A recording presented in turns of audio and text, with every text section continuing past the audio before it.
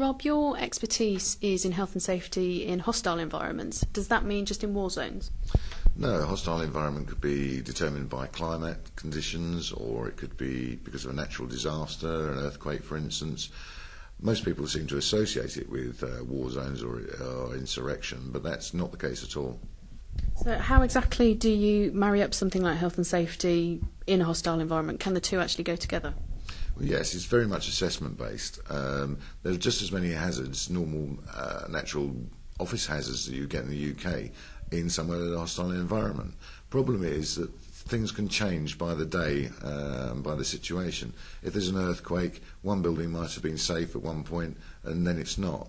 Electrical supplies might have been fractured, gas mains, etc.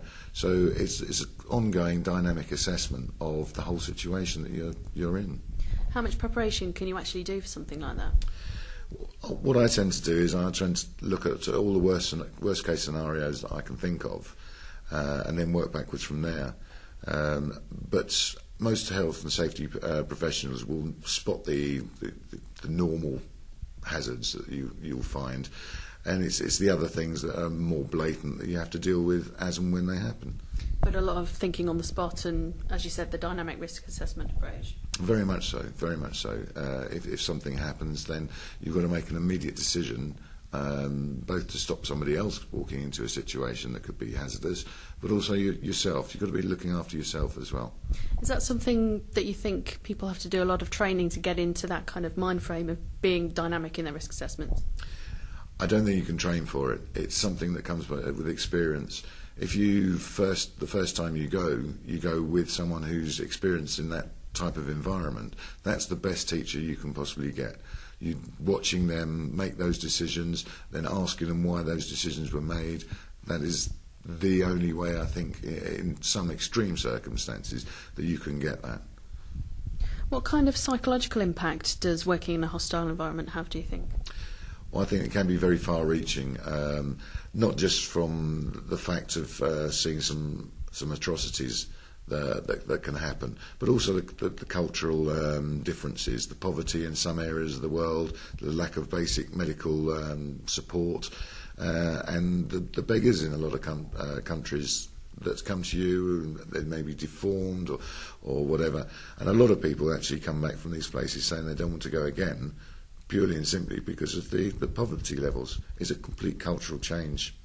Is it something that's highly recognised by employees, or do you think it needs a lot more awareness about the emotional impact? I think managers in the UK in particular need to be more aware of what PTSD looks like. They need to notice whether people have a change of behaviour when they get back. I think there's very, very little of that in this country. Is it something that tends to happen while you're out there, actually in the middle of a hostile environment, or does it kind of surface after you get back? In a lot of cases, it can surface after you get back. When the adrenaline's worn off of somewhere that's been particularly hazardous or particularly worrying to the individual, it can hit 1 or 2 days after you get back in the country. Although real PTSD can take 10 to 12 years to actually occur.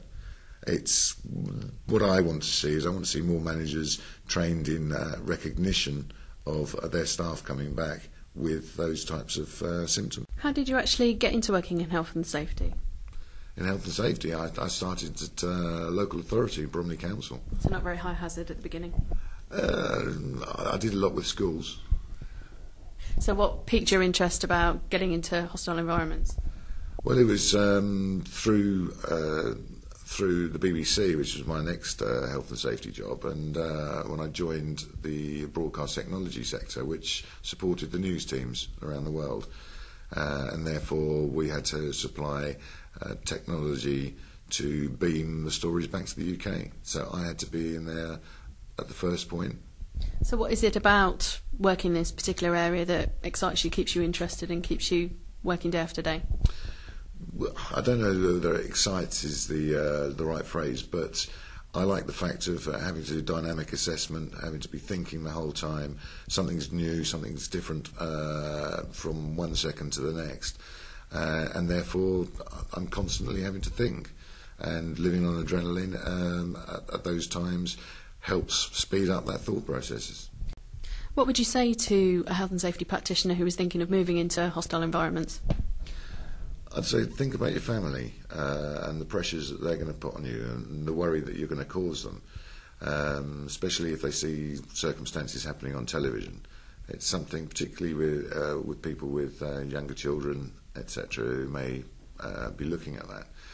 But also you've got to be prepared that you won't be staying in five-star hotels. You'll be, on occasion, living in hotels. In one instance, I woke up in the middle of the night and I was covered in cockroaches, and this was the best hotel in Mazar-e Sharif at the time. The food is going to be a problem at times, and you're going to have to go through some hardships to get there. And do you really want that?